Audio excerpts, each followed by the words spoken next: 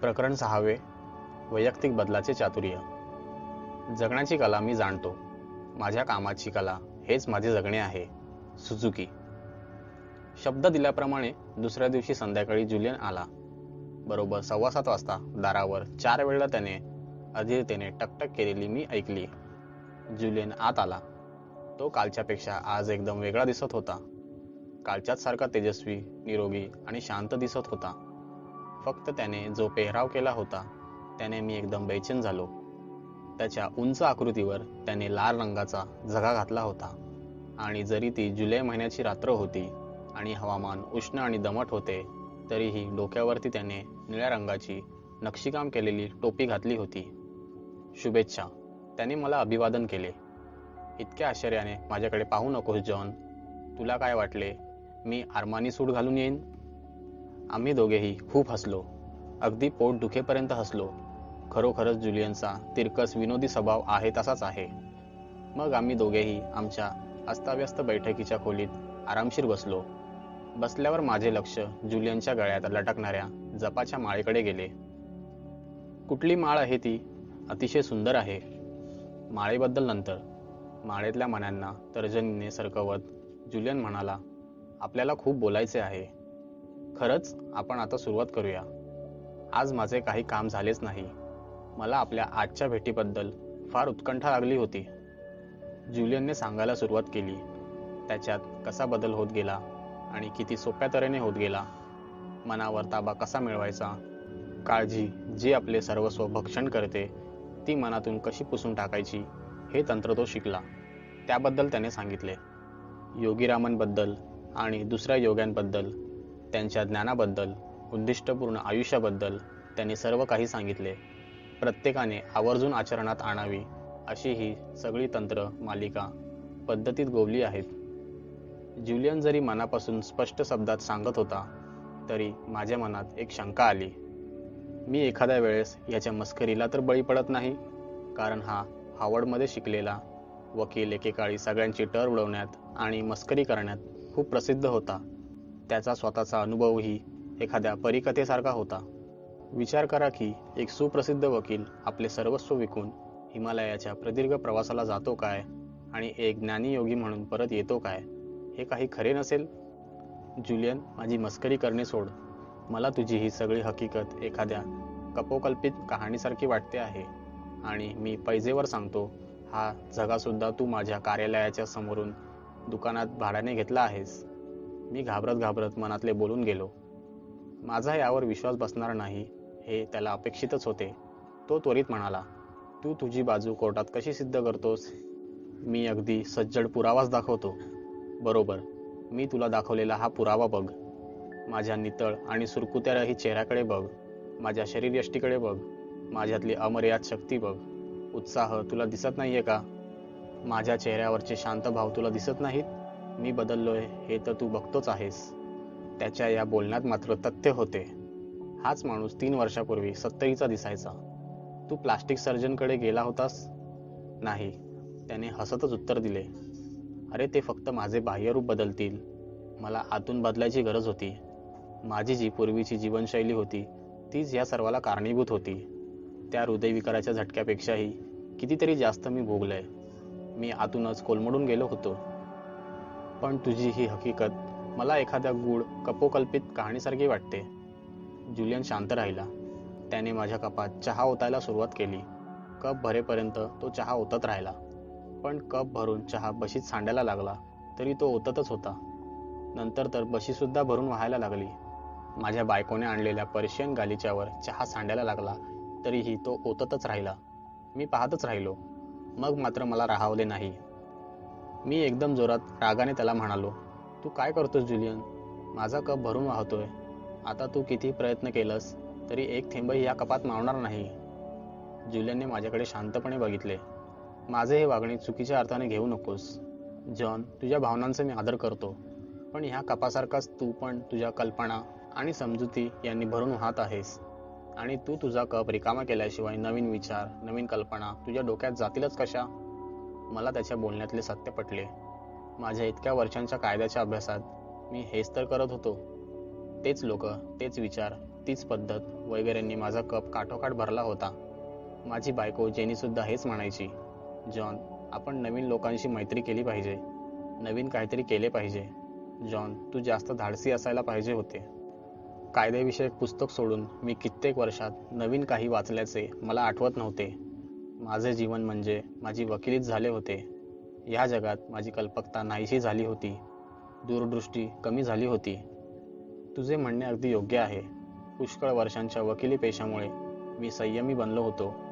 आपल्या वकिली पेशात काहींचे विचार जरी पटत असले तरी आपण केस लढवतच राहतो, विरोध करतच राहतो. तसेच हे आहे. मी कबूल करतो की खरं तर काल तुला पाहिल्यापासूनच तुझ्यातल्या बदलाची मला जाणीव झाली होती. यात मलाही शिकण्यासारखे भरपूर काही आहे असे मला वाटतही होते, पण दिसत असले तरी मन विश्वास ठेवायला तयार नव्हते. जॉन, तुझ्या नवीन आयुष्याचा हा पहिला दिवस आहे, म्हणून मी तुला सांगतो की ह्या ज्ञानावर, तत्वावर संपूर्ण विश्वास ठेवून ही पद्धत 1 महिनाभर सातत्याने आचरणात आण. हजारो वर्षांपूर्वींची ही तत्त्व आहेत. ही हजारो वर्षे टिकली कारण ती परिणाम साधतात. पण 1 महिना फार जास्त होतो. 672 तास ही पद्धत अंमलात आणायला फार जास्त नाहीत. संपूर्ण आयुष्य सुधारायचे हे उत्तम भांडवल आहे. हा काही फार महाग सौदा नाही. स्वतःसाठी गुंतवलेले हे उत्तम भांडवल आहे. त्याच्या बदल्यात तुझे आयुष्य तर सुधरेलच, पण तुझ्याबरोबर तुझ्या सहवासातल्या इतरांचेही आयुष्य सुधरेल. हे कसे काय? जेव्हा तू स्वतःवर प्रेम करायला शिकशील तेव्हा तू इतरांवर प्रेम करायला लागशील. जेव्हा तू स्वतःचे मन इतरांजवळ मोकळे करशील तेव्हाच तू इतरांच्या हृदयाचा ठाव घेऊ शकशील. या 672 तासांमध्ये माझ्यात काय बदल होतील? मी प्रामाणिकपणे विचारले. तुझ्या कामात, तुझ्या वागण्यात आणि तुझ्या शरीरात झालेला बदल तुला जाणवेल आणि तुलाच आश्चर्य वाटेल. पूर्वी कधीही वाटला नव्हता एवढा जास्त उत्साह वाटेल, मनःशांती वाटेल. लोक तुला सांगायला लागतील की तू जास्त उत्साही, आनंदी आणि तरुण दिसायला लागला आहेस. हा आहे शिवानाच्या लोकांची जीवनशैली आत्मसात करण्याचा परिणाम. अरे वा, खरंच? हे सगळे नुसतेच वरवरचे नसून आज तू जे ऐकणार आहेस त्याने तुझे नुसते व्यावसायिक आयुष्यच नाही तर वैयक्तिक आयुष्यही सुधरेल. ही जी तत्त्वे आहेत ती 5000 वर्षांपूर्वी जेवढी ताजी होती तेवढीच आजही आहेत. ह्यांनी नुसते तुझे आतले जग सुधारणार नाही तर बाह्य जगातही फरक पडेल. हे प्रयोग अतिशय साधे, सरळ आणि व्यवहारात आणता येतील असे आहेत. हे प्रयोग कोणालाही उपयुक्त ठरतील असे आहेत. पण मी हे सर्व ज्ञान तुला देण्यापूर्वी मला तुझ्याकडून एक वचन हवे आहे. मला वाटलेच होते तिथे काहीतरी पाणी मूर्त्या आहे म्हणून. माझी आई नेहमी म्हणायची, कोणीही कधीही फुकट जेवायला घालत नसतो. एकदा तू हे सर्व शिकलास व त्याचा नाट्यमय परिणाम तुला जाणवला की हे सर्व इतर लोकांपर्यंत पोहोचवायचेस, म्हणजे इतरांना सुद्धा त्याचा फायदा होईल. हे एवढेच मी तुझ्याकडे मागितले आहे. यामुळे मी योगी रामांना जे वचन दिले आहे त्याची पूर्तता काही प्रमाणात होईल. मी ताबडतोब वचन दिले. शिवाना नावाच्या गावी जुलियन जे शिकला ते खूप वेगवेगळे प्रकार होते, पण त्यामध्ये सर्वात महत्त्वाची 7 मूलतत्त्वे होती, ज्यामध्ये आपल्या मनावर ताबा असणे, स्वतःच्या व्यक्तिमत्वाचा विकास आणि आनंदात मग्न कसे राहावे याचा समावेश होता. शिवानामध्ये काही महिने काढल्यानंतर योगी रामांनी ही 7 तत्त्वे त्याला शिकवली होती. एक शांत रात्री सर्वजण गाढ झोपेत असताना योगी रामांनी त्याच्या झोपडीचा दरवाजा वाजवला. योगी रामन आत आले आणि म्हणाले, मी तुला पुष्कळ दिवसांपासून बघतो आहे. तू एक सभ्य माणूस आहेस व जगात जे जे काय चांगले आहे ते तुझ्या नशिबात असावे अशी तुझी इच्छा असते. हे ज्ञान मिळवण्याची तुझी जिज्ञासा खरी आहे. तू आमच्याबरोबर राहिलास, आमच्या रोजच्या सवयी आत्मसात केल्यास त्याचा परिणामही तुला चांगला जाणवला. आमच्या जीवनशैलीचा तू आदर केलास. आमचे लोक ही जीवनपद्धती कित्येक वर्षे चालवत आहेत, पण ती फार थोड्या लोकांना माहीत आहेत. आज रात्री तुझ्या इथल्या वास्तव्याच्या 3ऱ्या महिन्यात तुला त्या सर्व पद्धती मी सांगेन, तुझ्या फायद्यासाठी आणि इतरांच्या फायद्यासाठी. मी जसा रोज तुझ्याबरोबर चर्चा करत बसतो तसा माझ्या मुलाबरोबर मी बसत असतो, पण दुर्दैवाने तो काही वर्षापूर्वीच वारला. त्याचा इथला जीवनप्रवास संपला. मी त्याच्याबरोबर त्याच्या सहवासात घालवलेली काही वर्षे मला अत्यंत सुखदायक वाटली. मी आता तुला माझा मुलगा समजून ही दीक्षा देत आहे. मी जुलियनकडे पाहिले तर तो डोळे मिटून शांत बसला होता, जसे काही तो परीकथेतल्या शिवाना या गावी पोचला होता. योगी रामांनी मला सांगितले की तुमचे आयुष्य परिपूर्ण समृद्ध करणारी 7 तत्वे एका अद्भुत दंतकथेत सामावली आहेत. ही दंतकथा या सगळ्यांचे सार आहे. नंतर त्याने मला डोळे बंद करायला सांगितले आणि बंद डोळ्यासमोर एक चित्र उभे करायला सांगितले. अशी कल्पना कर की तू एका अतिशय सुंदर हिरव्यागार बागेत बसला आहेस. ह्या बागेत अत्यंत दुर्मिळ, तू कधीही आयुष्यात पाहिली नसशील अशी फुले आहेत. सभोवतालचे वातावरण अतिशय शांत आहे. तुला या बागेत फिरायला भरपूर वेळ आहे. जेव्हा तू या बागेत आजूबाजूला पाहतोस तेव्हा तुला दिसते की ह्या जादुई बागेच्या मध्यभागी एक 6 मजली बंगला आहे, जो दिव्यांच्या रोषणाईने झगमगत आहे, अगदी एखाद्या दीपस्तंभ किंवा दीपगृहासारखा. अचानक या बंगल्याचा दरवाजा खूप करकर आवाज करीत उघडतो आणि त्यातून एक 9 फूट उंच 900 पाऊंड वजनाचा जापानी सुमो बाहेर येतो आणि बागेत इकडे तिकडे फिरायला लागतो.